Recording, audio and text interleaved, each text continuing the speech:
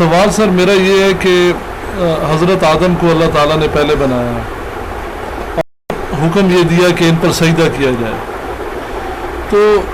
جو حضور پاک کی ذات ہے، جیسے حدیث قدسیہ میں ہے کہ جی سب سے پہلے میں نے تمہیں خلق کیا،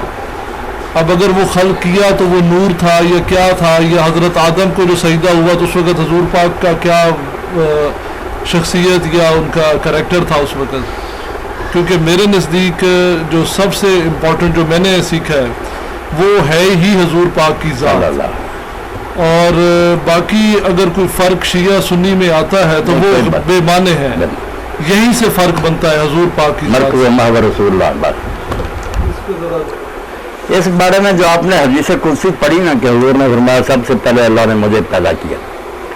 تو بہت سی باتیں یوں ہی مشہور ہو گئی ہیں، لوگ کہہ دیتے ہیں حدیث ہے، کتابوں میں لکھی بھی ہوتی ہے مگر وہ ویلڈ نہیں ہوتی، اس کے راوی مضبوط نہیں ہوتے، مستند نہیں ہوتی،